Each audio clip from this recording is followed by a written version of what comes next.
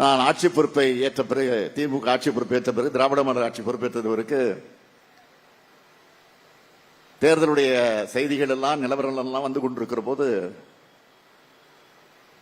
ஆட்சி பிடிப்பதற்கான அந்த மெஜாரிட்டி வந்ததற்கு பிறகு கலைஞருடைய நினைவிடத்திற்கு சென்றேன் மரியாதை செய்வதற்காக. அங்கே போய் மலர்வளம் வைத்துவிட்டு வணக்கம் செலுத்திவிட்டு அண்ணாவுடைய நினைவிடத்துக்கு சென்று மரியாதை செய்துவிட்டு நான் வெளியில் வருகிறேன். அப்போ பத்திரிகை நிருபர்கள் என்னை சந்தித்து கேட்டார்கள், ஆட்சி பொறுப்பை ஏற்க இருக்கிறீர்கள், என்ன செய்தி சொல்ல முடியும் என்று கேட்டார்கள். ஒரே வார்த்தை சொன்னேன், தேர்தல் நேரத்தில் மக்களிடத்தில் அளித்திருக்கக்கூடிய உறுதிமொழிகளை, வாக்குறுதிகளை நிச்சயமாக நான் காப்பாற்றுவேன் ஒன்னு சொன்னேன். அடுத்து இன்னொன்னு சொன்னேன், வாக்களித்தவர்களுக்காக மட்டும் இல்ல, வாக்களிக்காத மக்களுக்கு சேர்த்து இந்த ஆட்சி நடக்கும் சொன்னேன்.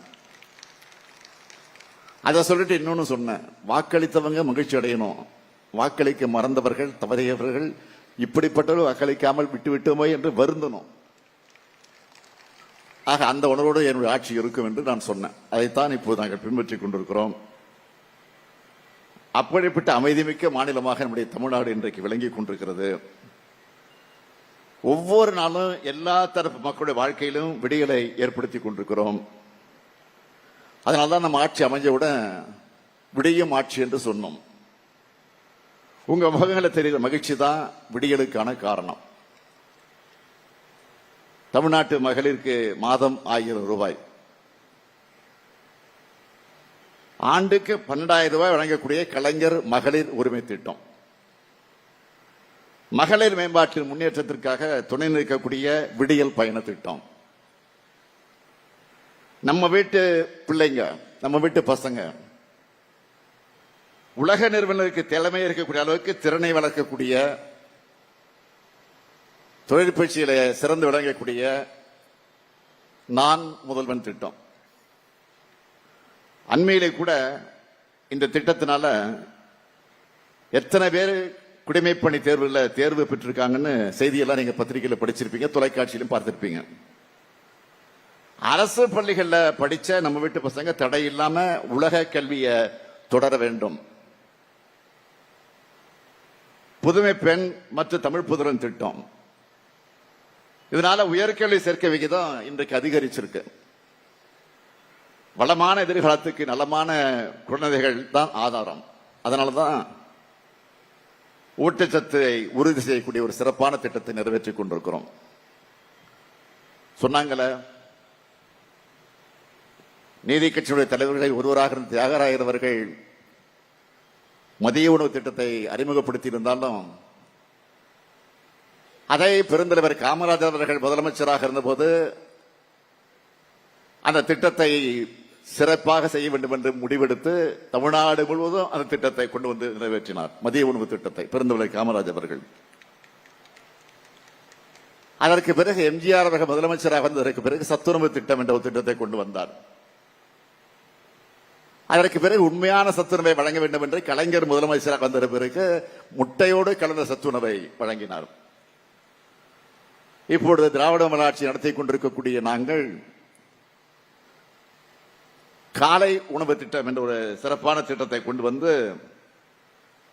சுவையான சூடான உணவை வழங்கக்கூடிய அந்த திட்டத்தை நிறைவேற்றிக் கொண்டிருக்கிறோம். இதுதான் எல்லாருக்கும் எல்லாம் என்ற அடிப்படையில் கவனத்தோடு திட்டங்களை தீட்டி செயல்படுத்திக் கொண்டிருக்கிறோம். அதனால்தான் இன்றைக்கு தமிழ்நாடு இந்திய நாட்டோடு 2வது பொருளாதாரத்தை வளர்ந்த மாநிலமாக இன்றைக்கு விளங்கிக் கொண்டிருக்கிறது. கடந்த 4 வருஷத்துல 10 லட்சம் கோடி ரூபாய்க்கு மேல தனியார் முதலீட்டு திட்டங்கள் வருவது உறுதி செய்யப்பட்டிருக்கு. வெளிநாடுகளிலிருந்து, பல மாநிலங்களிலிருந்து. இந்தியாவிலே தொழில் நிறுவனங்கள் பெருகிறதுனால இன்றைக்கு தமிழ்நாடு தான் தொழில் புரட்சி, தொழில்துறையில இன்றைக்கு தமிழ்நாடு இந்தியாவிலேயே முதலிடத்தில் இன்றைக்கு இருந்து கொண்டிருக்கிறது. சிறு குறு நடுத்தர நிறுவனங்களும் இன்றைக்கு பெருகி இருக்கு. அதனால இந்த சாதனைகள் எல்லாம் கடந்த ஆட்சி காலத்தில் எட்டப்படாத சாதனை. இந்தியாவில் எந்த மாநிலமும் எட்டாத சாதனைகள்லாம் இந்த சாதனைகள். ஆக இந்த சாதனைகளுக்கு தொடக்கமான நாள் எந்த நாள்னு கேட்டீங்கன்னா மே 7. இன்னும் 2 நாள்ல வரப்போகுது. மே 7 இன்னும் 2 நாள்ல வரப்போகுது.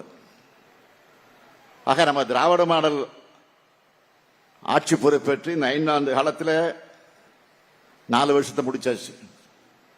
5ஆம் ஆண்டு தொடங்க போகுது இன்னும் 2 நாள்ல. இந்த நேரத்தில் நான் தெரிவித்துக்க விரும்புறது, என்னை நம்பி வாக்களிச்சிருக்கக்கூடிய உண்மையான நிலையிலிருந்து நாங்கள் பணியாற்றி தொடர்ந்து சேவை செய்ய சாதனைகளை படைக்க நாங்கள் காத்திருக்கிறோம்.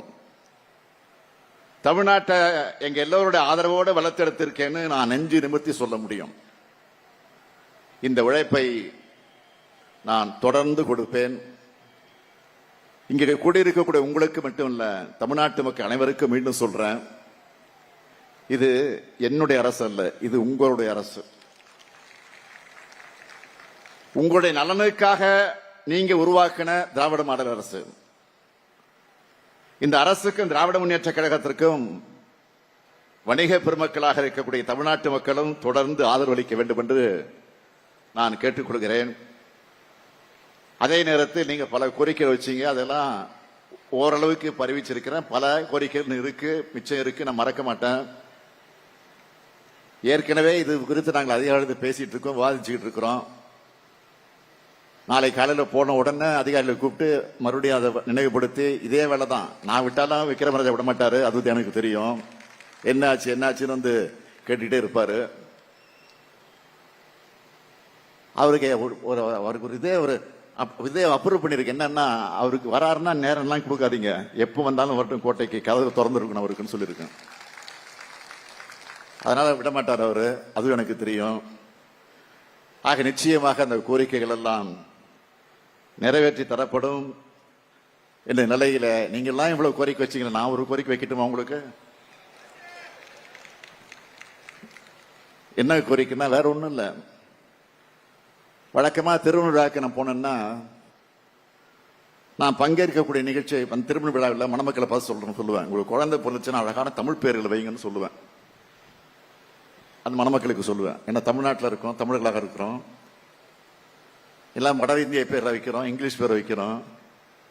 அதெல்லாம் தவிர்த்துட்டு தமிழ் பேரை வைங்க அப்படின்னு வேண்டுகோள் வைப்பேன். ஆனா இங்க நான் வைக்கிற வேணும்னு கேட்டேன். அதே மாதிரி வணிகர்களாக நீங்க யார குழந்தை நினைக்கிறீங்க? உங்களுக்கென்று இருக்கக்கூடிய கடைகளைத்தான் குழந்தைகளாக நினைக்கிறீங்க. வணிகர்களாக இருக்கக்கூடிய உங்களுடைய கடைகளுக்கு ஆங்கில பேர் வச்சிருந்தா அதை மாற்றி உடனடியாக தமிழ் பெயர்களை சூட்டுங்கள் என்ற ஒரு கோரிக்கை நான் வைக்கிறேன். தனி தமிழ் சொற்களால் உங்க கடைகளை அடையாளப்படுத்துங்க. ஒருவேளை ஆங்கிலத்தில் இருந்தால் ஆங்கிலத்தை தமிழையும் தமிழாக்கம் செய்து மட்டும் தமிழில் மொழிபெயர்த்து மட்டும் இல்ல, தமிழிலே எழுதலாம். இப்ப ரெயின்போன தமிழிலே எழுதலாம். ஆக தமிழ் பெயர்களை வையுங்கள். தலைவர் கலைஞர் தலைமையில் இருந்த முந்தைய ஆட்சி தமிழ் உணர்வோடு அதை முன்னெடுத்துச்சு. ஆனால் அது பாதியில் நின்று போச்சு. ஆக இப்போ அதை நீங்கள் நிறைவேற்றி தர வேண்டும் என்று இந்த நேரத்தில் நான் கேட்டுக்கொண்டு, எங்கும் தமிழ் எதிலும் தமிழ் என்ற எண்ணத்திற்கு நீங்க துணை நிற்க வேண்டும் என்று கேட்டு, அடுத்த ஆண்டு இதே நாள்ல மீண்டும் திமுக ஆட்சி அமைஞ்சது என்ற வெற்றி செய்தியோடு எங்களோடு சேர்ந்து நீங்களும் பணியாற்றணும் என்ற அந்த அன்பு வேண்டுகோளை வச்சு விடைபெறுகிறேன். நன்றி, வணக்கம்.